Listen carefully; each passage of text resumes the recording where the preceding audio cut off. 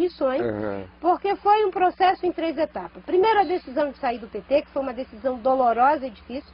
Depois, entrar no PV, que foi um desafio também, ainda que com um acolhimento fantástico e descobertas que estamos fazendo. Muita gente boa lá, né? Isso, tem muitos Gabeira, amigos que eu não sei Cecília. encontrar meu amigo Sirquis lá, dar um beijão nele a última vez que a gente Ele esteve, gosta muito de você. Somos muito queridos, um para o outro, e o filho dele deve estar nos assistindo aqui. O Guilherme, um menino se maravilhoso. Converteu ao Evangelho, me escreve sempre, está aí firme na terra. Ótimo, Guilherme. Enfim, a decisão de entrar no PV, e terceiro é a questão da candidatura, que hoje eu estou nesse honroso lugar de pré-candidata, e obviamente que estamos trabalhando nessa direção. O vice, há um desejo de que, pelo menos da minha parte, né, de que a gente construa uma vice-presidência que esteja identificada com a questão da sustentabilidade, com uma visão de desenvolvimento de país, que seja traduzido não só do ponto de vista do discurso, mas do ponto de vista de uma prática de vida, não é? E aí eu estou olhando, sim, para o setor do empresariado de vanguarda no Brasil, que há muito tempo está com o pé nessa estrada. E fiz um movimento muito forte no sentido de que essas pessoas se filiassem para que pudéssemos ter a oportunidade de contar com o seu suporte. É um fato interessante, que tem de fato uma nova geração de empresários no Brasil, bem mais nova, que parece que comprou a ideia e a certeza de que meio ambiente não é apenas uma questão de sobrevivência, mas pode ser inclusive um bom negócio. Uma grande oportunidade. E essas pessoas, elas foram pioneiras. Quando ainda não era um bom negócio, elas investiram. Elas remaram contra a maré.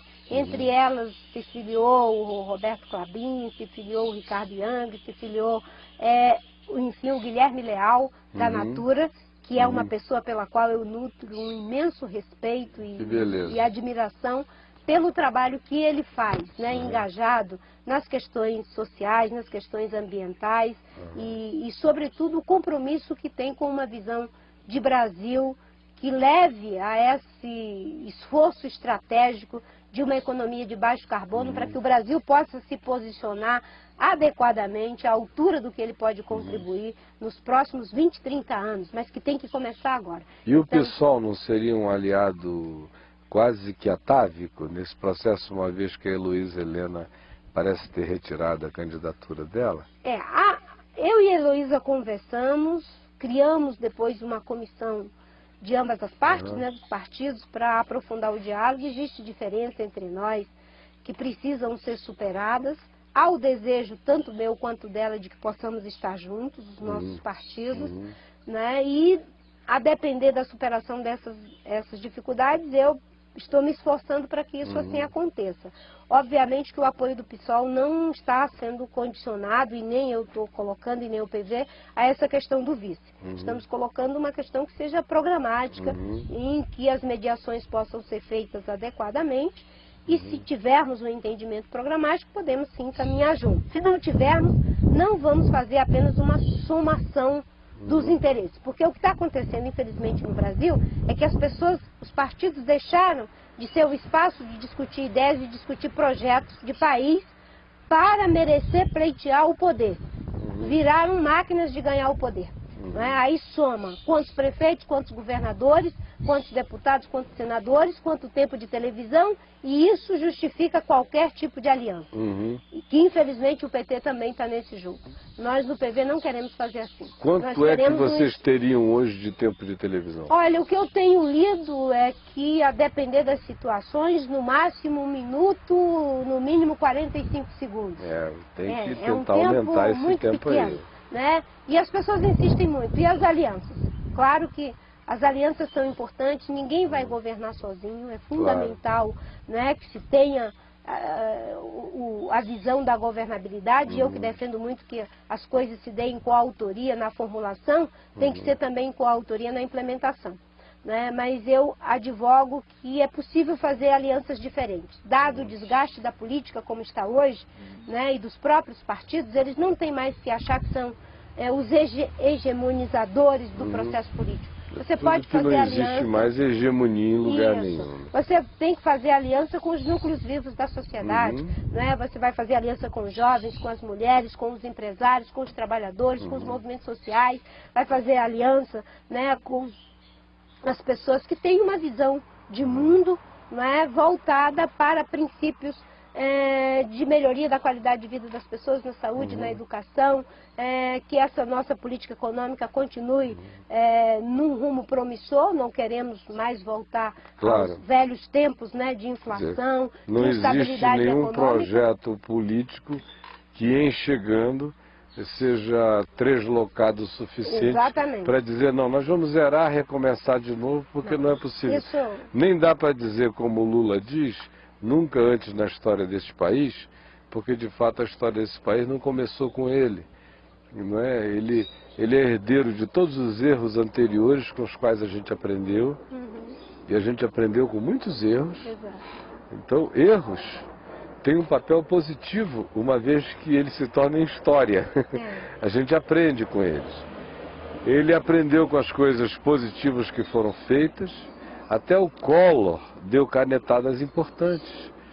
O Itamar Franco tomou medidas importantes. O Fernando Henrique segurou ondas importantes, fez encaminhamentos importantes. É o plano real, né? Plano real. E o Lula, nunca antes na história desse país, encontrou uma possibilidade tão boa de ter uma base suficiente para montar o que ele montou.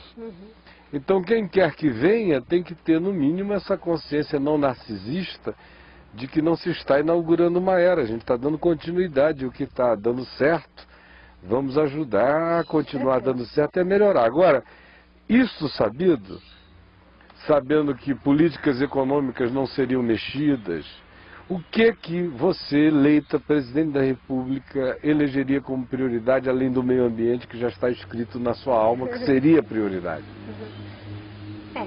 Porque a gente está aí, na iminência de nos tornarmos a quinta maior potência econômica do mundo, é o sonho do Lula, que a gente chegue logo aí, ao mesmo tempo 74º em distribuição de rendas. Bolsa Família, que dá uma garantia de eleição, deu para ele até agora, é uma bênção para quem recebe, mas o prolongamento disso sem o acompanhamento que dê emancipação social às pessoas e não introjete apenas dependência social, é o que se tem que fazer. Do contrário, você fica apenas alimentando um ciclo de dependências, enquanto não se criam os elementos de autonomia, de caminhar com as próprias pernas, toda ajuda tem que ser dada. Você, olhando para esse cenário que está aí, o que você agregaria ao que já está feito, que você considere valor fundamental e essencial para uma nova presidência da República? O senhor está me fazendo uma pergunta que a maioria dos jornalistas fazem. É claro que, ainda nesse lugar de pré-candidato, eu vou falar com as limitações de quem está nesse lugar de pré-candidato. Um pré-candidato profético. Eu acho assim que uma coisa que eu tenho dito é que nós não podemos ter uma visão nihilista, destrutiva das coisas. Nós temos que ter uma visão cumulativa dos processos, né, para que a gente possa transitar para as novas conquistas. Quem não tem uma base onde se firmar, não tem como dar o passo seguinte. Então, se algum passo está sendo dado, é em cima de alguma base.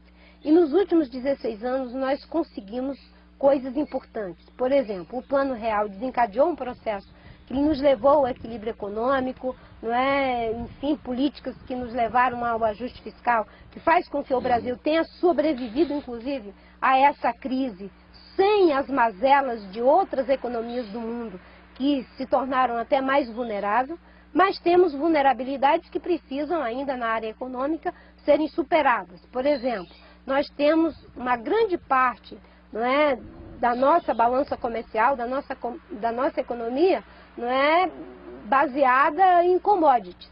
E isso é um problema, né? O nosso processo de industrialização, né, e a nossa capacidade de exportação de produtos que agregam valor é muito frágil ainda. Isso é um olhar que precisa ser cuidadoso. Nós ainda somos a terra da matéria-prima. A terra da matéria-prima que está aí, né, na política das commodities. Uma coisa importante